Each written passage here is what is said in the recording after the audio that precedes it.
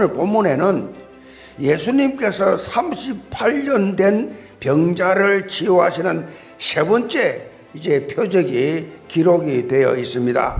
예수님께서 이 사람을 찾아와서 이렇게 질문합니다. 너가 낫고자 하느냐라는 질문이었어요.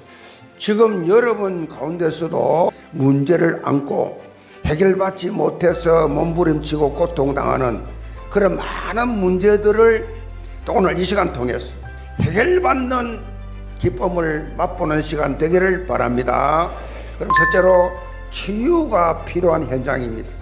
예수님께서 예루살렘 이 성 북편에 위치한 이 양문 근처에 베데스다라는 연못이 있었어요. 각종 질병 걸린 수많은 그런 병자들이 모여 있었어요. 베데스다 연못에는 연못에 고인 물이 갑자기 솟아오를 때가 있었어요. 이때 제일 먼저 연못에 들어가는 환자는 어떤 병이었든지 낫는다라는 소문이 다 나 있었어요. 그들의 눈에는 한 명만 그렇게 고침받는다라는 이 전설이지요. 절대 절망의 현장이었지요. 그런데 이런 불치병 환자들 중에서도 가장 심각한 상태에 있던 한 병자, 38년 된 이 병자는 뭐 그림의 떡이지요. 영적으로 볼 때 이 베데스다를 은혜의 집, 긍휼의 집이라는 이름의 떡과는 정반대지요. 이런 현장의 실상을 우리에게 보여주고 있습니다. 사실 자신의 방법을 붙잡고 있으면 답이 나지 않지요. 자신의 이 방법을 내려놓고 어떻게 해요? 이제부터 하나님의 방법을 따라가야 된다. 그러한 삶을 살아보세요. 얼마나 행복한지. 두 번째로 인생의 주관자 예수입니다. 8절 봅니다. 예수께서 이르시되 일어나 자리를 들고 가라 하시니 그 사람이 곧 나와서 자리를 들고 걸어가니라. 이날은 안식일이니 예수님께서 자리를 들고 걸어가라 말씀하셨어요. 그러니까 이 사람이 곧 나와서 자리를 들고 걸어가는 기적이 일어났어요. 그리고 이 병자는 예수님이 누구신지 전혀 알지를 못해요. 그렇다면 예수님께서 왜 이런 표적을 행하셨느냐? 그것은 바로 인생의 모든 문제 해결자는 예수님께 있다라는 대답을 주는 것입니다. 예수님이 우리 인생의, 내 인생의 주관자다. 예수님이 내 인생을 주관하신다는 이 사실을, 이 실제적인 이것을 인정하는 것에서부터 신앙생활이 시작된 겁니다. 자, 오늘 본문의 이 병자가 앓은 38년이라는 기간은요, 놀랍게도 이스라엘 백성들이 출애굽한 이후 광야에서 38년 동안 방황한 기간과 똑같아요. 불신앙하면서 원망하는 1세대들 죽기까지 돌았기 때문에 장래행렬이라 그래요. 아무리 많은 기적을 체험했다 할지라도 근본이 바뀌지 아니하냐. 중요한 말입니다. 근본이 바뀌지 않으면 아무 소용없어요. 예수 그리스도가 내 인생의 주관자 되신다는 분명한 믿음의 확신을 가지시기 바랍니다.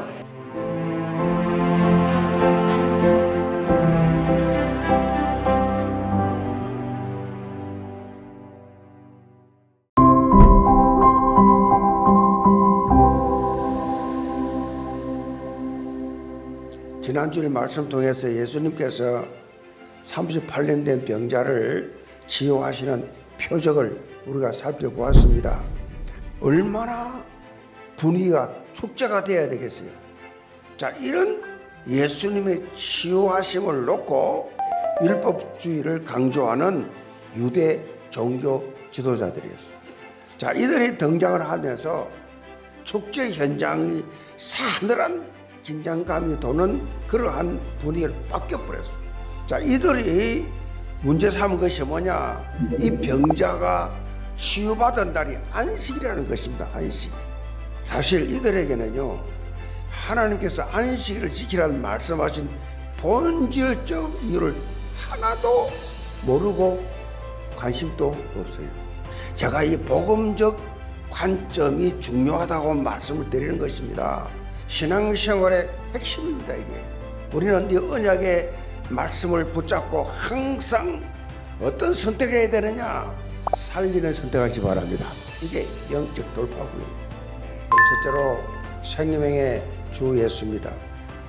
당시 치유받은 38년 된 이 병자는 자기를 고쳐주신 분이 예수인 줄 몰랐어요. 얼마 후에 예수님을 성전에서 다시 만났어요. 그래서 나를 고쳐주신 분이 이분 예수구나. 종교 지도자들을 찾아가서 나를 고쳐주신 분이 예수라고 말을 했어요. 그러니까 예수님을 향해서 너 무슨 권한으로 안식일에 병을 고쳤냐? 그래 예수님께서 이렇게 답변을 하십니다. 내 아버지께서 이제까지 일하시니 나도 일한다. 자, 이 말을 들은 유대인들은요, 경악이에요, 경악. 여기서 우리가 영생 얻는 이 영적 비밀이 여기 담겨져 있어요. 자, 본문에 보면 예수님은 자신이 하는 모든 일이 다 하나님 아버지께서 하시는 일이라고 강조하고 있어요. 자, 이 말은요, 예수님이 하나님과 하나라는 것입니다. 우리는 영적으로 깨어있지 않으면요, 영적인 걸 모르면요, 무조건 당해요. 예수님이 제일 말씀을 많이 하신 단어가 뭔지 아세요? 진실로, 진실로. 이거는 굉장히 중요하기 때문에 인간이 영생을 얻기 위해서 필요한 것은요, 다른 게 아니에요. 생명의 주님을 믿는 거예요. 그래서 복음, 영생, 심판 이 세 가지는요, 사실 우리가 신앙생활 하면서 항상 붙잡고 누려야 될 영적 축복이다.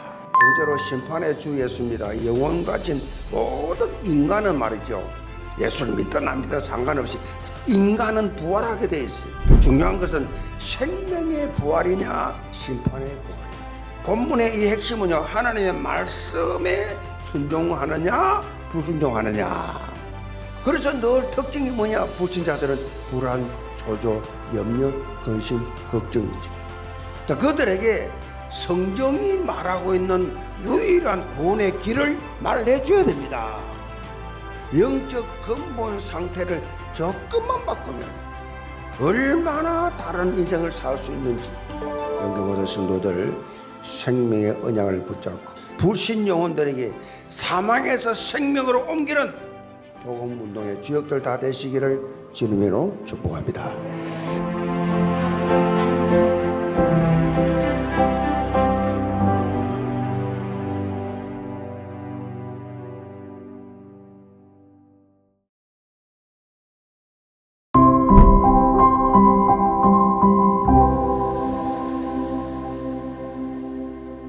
기독교 신앙의 근거가 바로 성경입니다. 하나님께서 성령을 통해서 저자들에게 감동을 주었어요. 그들의 성격과 기질이 있습니다. 그들이 가지고 있는 다양한 배경을 하나님이 사용을 하셔가지고 온전히 기록하도록 하셨다는 겁니다. 신학적으로 이것을 유기적 영감설이라 그렇게 말합니다. 특별히 이런 성경의 핵심 진리에 대해서 예수님께서 친히 오늘 말씀을 본문 통해서 선포하십니다. 그럼 첫째로 예수를 믿게 하는 정언입니다. 지난주 설교를 통해서 예수님이 스스로 하나님의 아들이심을 밝히는 내용을 살펴보았습니다. 그런데 예수님의 이 말씀을 당시 유대 지도자들은 상상도 할 수 없는 큰 충격받았어요. 이런 상황 속에서 예수님께서 왜 예수님 자신이 하나님의 아들이라고 말씀하셨느냐? 거기에 대한 첫 번째 정언으로 세례 요한을 증거합니다. 당시 유대 사회에 센세이션을 일으켰던 이 세례 요한, 나는 그리스도가 아니고 내 뒤에 오시는 분이 그리스도다, 이렇게 예수님께서 직접 말씀하시고 기적을 보여주시고 많은 표적을 보여주시는데도 예수를 믿지 않습니다. 예수님께서 친히 자기를 정언하시고 밝히면서 하나님이 어떻게 정언하셨는지 제시했는데 그것이 바로 성경을 통한 정언이었어요. 그런데 놀라운 것은요, 성경을 외우고 읽고 묵상하고 연구를 하는데도 성경이 말하는 핵심을 놓쳤어요. 예수님은 이들의 영적 눈이 열리도록 한마디로 딱 정해 주십니다. 이 성경이 곧 내게 대하여 정언하는 것이니라. 자, 성경의 주제 핵심 관점이 뭐냐? 오직 예수 그리스도라는 사실을 알아야 돼요. 그래서 직분을 준 거예요. 때로는 목사로, 선교사로, 교사로, 또 중직자로 같은 마음으로, 같은 뜻으로, 같은 내용을 말하라고. 그 이름을 힘입어서 생명을 얻게 하려 함이라. 두 번째로 예수 그리스도의 정언장 40절을 봅니다. 그러나 너희가 영생을 얻기 위하여 내게 오기를 원하지 아니하는도다. 자, 어떤 목사님이 이 말씀을 가리키며 이렇게 표현했어요.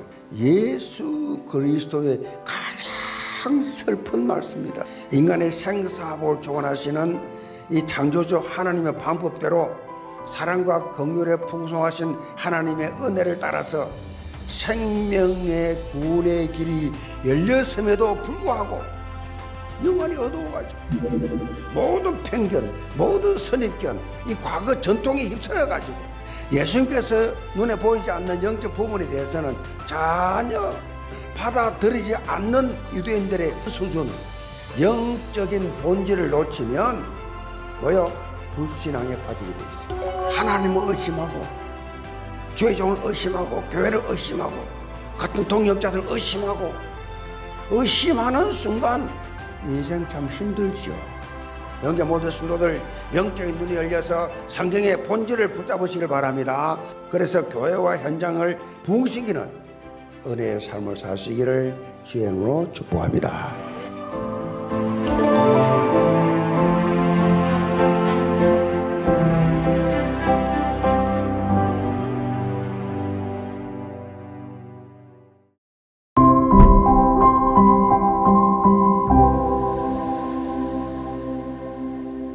이들 말씀 가지고 기적을 낳는 감사라는 제목으로 말씀을 드립니다.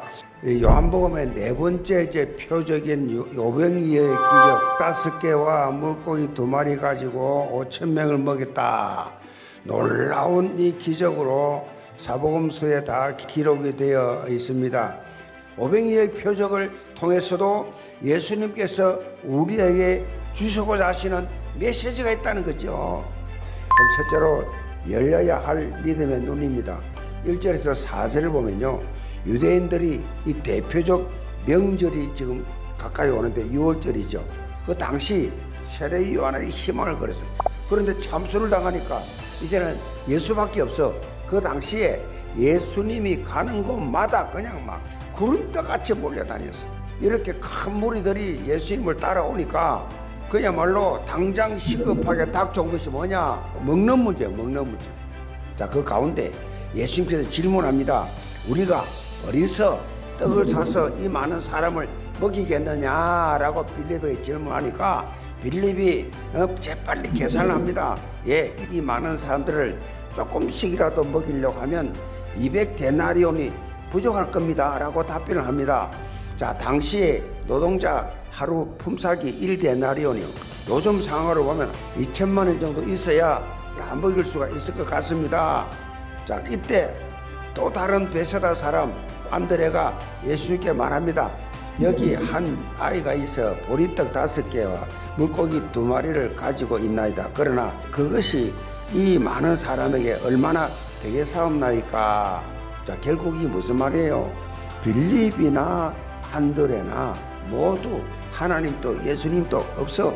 세상 상식 수준이 창조주 하나님만이 할 수 있는 기적을 행하고 오고 있는데 문제가 딱 생기니까 예수님이 누군지 까맣게 잊어버려.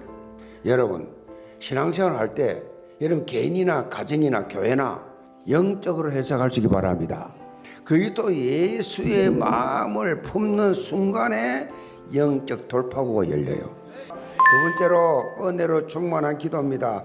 빌립과 안드레의 현실에 사로잡혀 있는 모습을 보신 예수님께서 참으로 이들에게 영의 눈이 열릴 수 있도록 보여주십니다. 자, 예수님께서 소년이 가져온 보리떡 5개와 물고기 2마리를 가지신 후에 축사하시고 물고기와 떡을 나누어서 주는데 계속 나가. 창조주 하나님 뭘 못하시겠어요? 배불리 먹고 그 나머지 이럴 때 거두었는데 12바구니 가득 찼더라.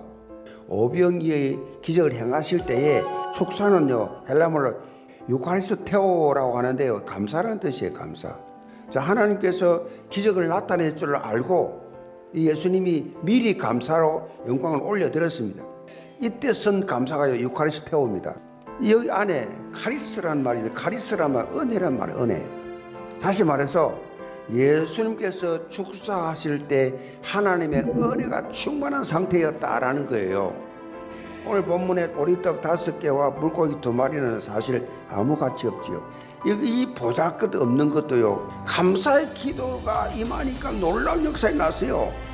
여러분, 하나님이 살아계신과 하나님을 위해 드린 기도와 헌신이 절대로 헛되지 않고 이 땅에 100배로 내세의 영생으로, 아멘, 그걸 체험해야 돼요.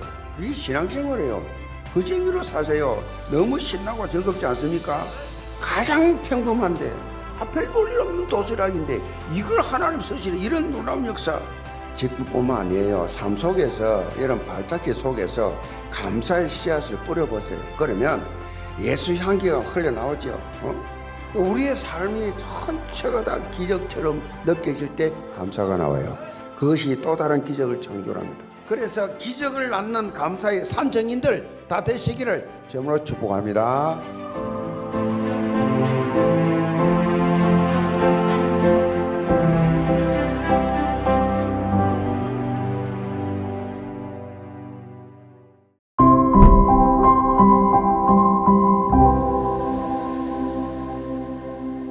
예를 들은 말씀 가지고 나는 생명의 떡이니라는 제목으로 말씀을 드립니다. 지난주에 살펴본 오병이의 기적을 단순한 그런 기적이 아니라 본질적으로는 생명의 떡이신 예수 그리스도를 계시하는 표적이었습니다.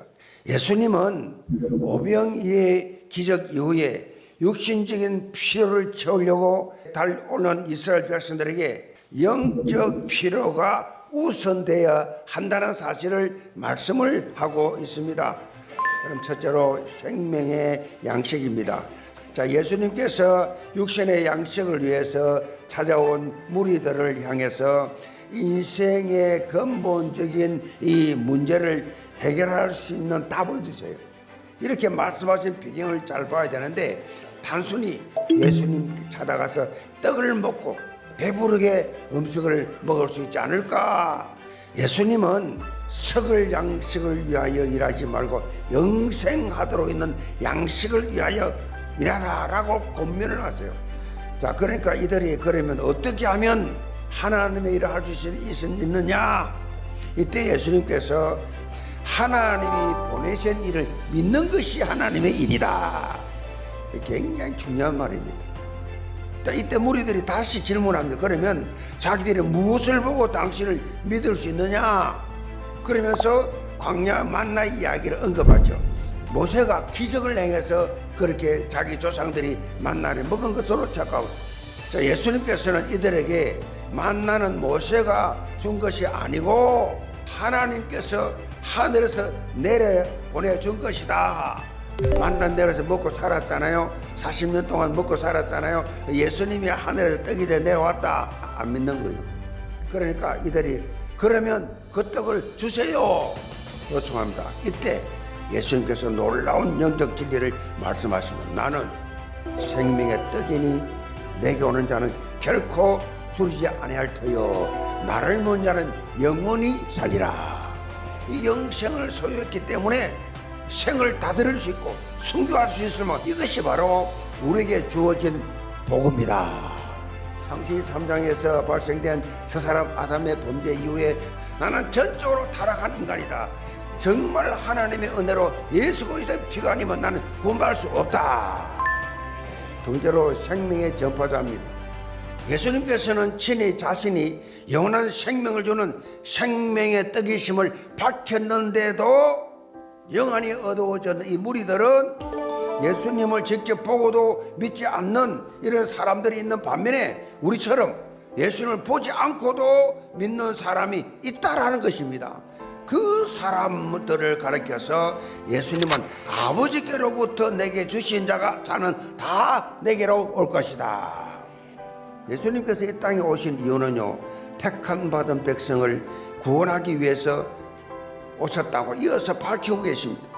하나님께서 우리를 이렇게 택하셔서 예수님께서 육신에 오신 이유, 하나님의 뜻을 행하려 하심이라. 그것이 바로 뭐요? 택한 백성의 구원이 있다는 것입니다. 예수 그리스도를 보고 믿는 자는 누구든지 영생을 얻게 되어 있다. 영국 황실의 의사였던 이 복음주의 설교자로 유명한 마틴 로이드 존스 목사님이 이런 말을 했어요. 그리스도를 선포하는 일은 사람이 부르심을 받고 있는 부름 중에서 가장 높고 가장 위대하며 가장 영광스러운 소명이다. 감사합니까? 믿으시기 바랍니다. 너희는 이 모든 일의 정인이라.